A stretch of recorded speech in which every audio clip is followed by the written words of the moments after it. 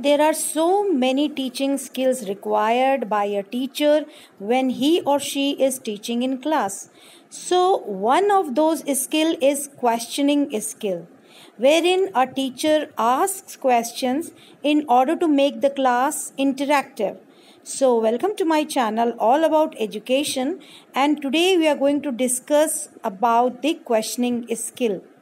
सो learners ये आपको पता ही होगा कि टीचर्स का अक्सर काम होता है प्रश्न करना, क्वेश्चन करना और बच्चों से, विद्यार्थियों से, स्टूडेंट से आंसर निकलवाना, रिस्पांस निकलवाना। सो इस तरह से क्लास आपकी इंटरैक्टिव हो जाती है, आपकी क्लास बहुत इंटरेस्टिंग हो जाती है। Students take interest, students are ready to answer, students become willing to accept the concept you are going to teach in the class. In this way, all the domains can be focused on with the help of this skill. यानी कि प्रश्नीकरण कौशल से हम छात्रों को ज्ञान प्रदान कर सकते हैं, उनकी समझदारी को, समझ को, बोध को बढ़ा सकते हैं, उनके प्रयोग को यानी कि ज्ञान का प्रयोग वो कैसे करेंगे इसके ऊपर ध्यान दे सकते हैं, विश्लेषण किस तरह से प्रस्तुत कर सकेंगे ये हम प्रश्नों के द्वारा जान सकते हैं। तो इस तरह से प्रश्नीकरण कौशल यानी कि क्वेश्चनिंग स्किल जो है वो स्टूडेंट्स को एक्टिव रखती है, सक्रिय रखती है, सोचने पर, समझने पर मजबूर करती है, जो थिंकिंग प्रोसेस होता है उसको सुचारू रूप से चलाती है। तो इस तरह से क्वेश्चनिंग स्किल एक टीचिंग लर्निंग प्रोसेस का बहुत ही इम्पॉर्टेंट पार्ट होता है। तो इसको समझने के लिए हम माइक्रो लेसन प्लान लेंगे। पहले मैं इंग्लिश में बताऊंगी और उसके बाद हिंदी में बताऊंगी। तो आइए समझते हैं कि क्वेश्चनिंग स्किल में कौन कौन से कंपोनेंट्स होते हैं और किस तरह से इसको बनाया जाता है लेसन प्लान को और पढ़ाया जाता है। तो जैसे कि आप देख पा रहे हैं कि ये एक प्लान है आपके सामने, एक लेसन प्लान है, माइक्रो लेसन प्लान, जो फूड प्रिजर्वेशन पे यानी कि किस तरह से खाद्य को संभाल कर रखा जा सकता है, कैसे खाद्य पदार्थों का संरक्षण किया जाता है, तो उस पे ये लेसन प्लान बनाया है। So the topic taken here is food preservation. This topic is can be included in science, in biology, in home science etcetera. So ये इसके कॉम्पोनेंट्स हैं, घटक हैं।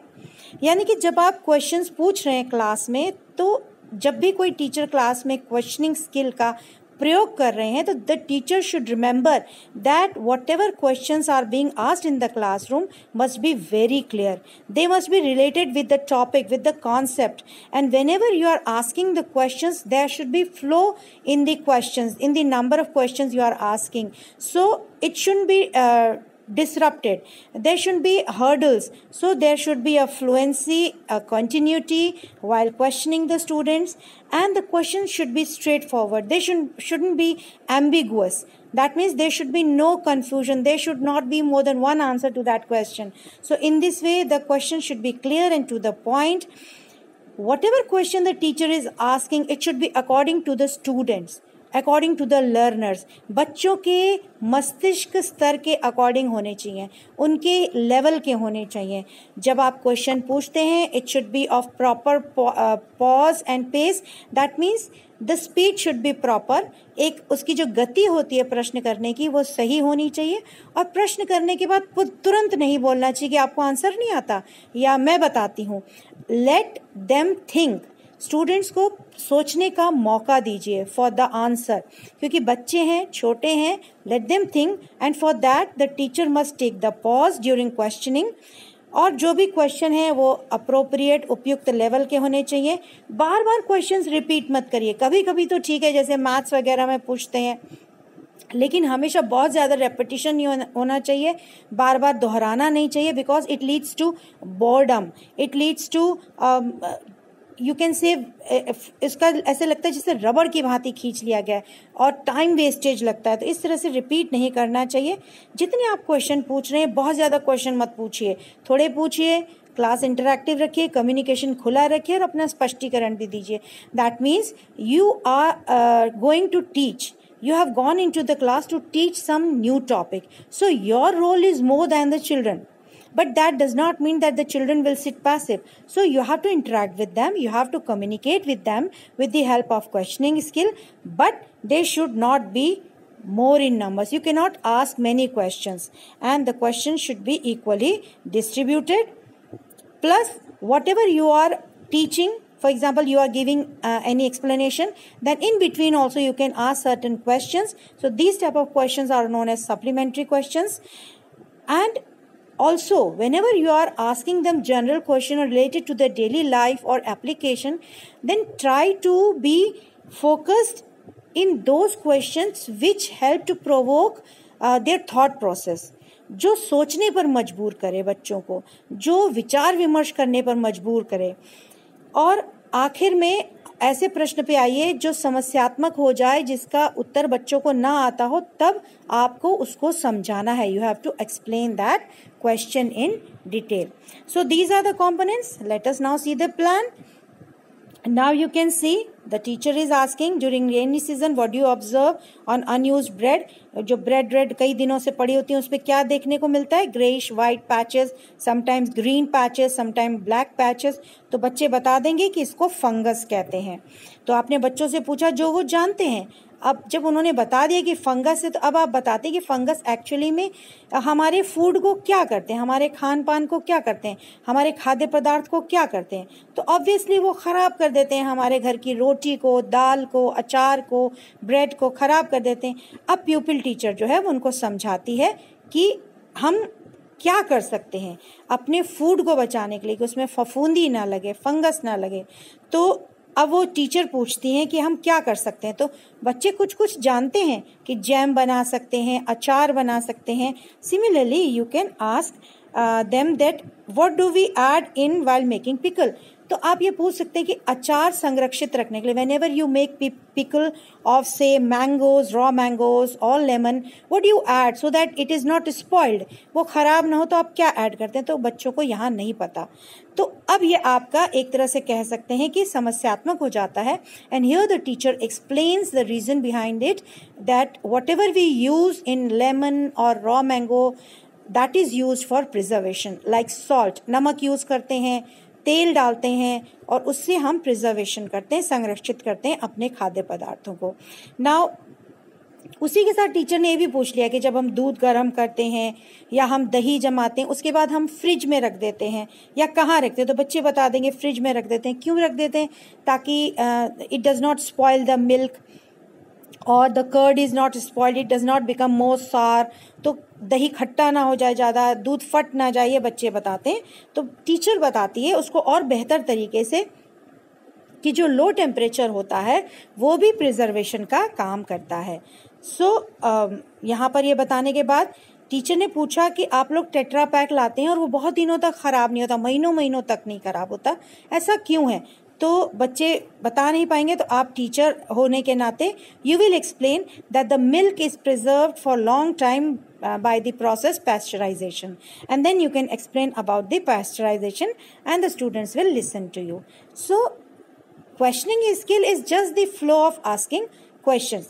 Now I have taken another example of lesson plan which is of subject maths and the topic is area of triangle. Now you can see the teacher is going to tell them about Hero's formula which they do not know.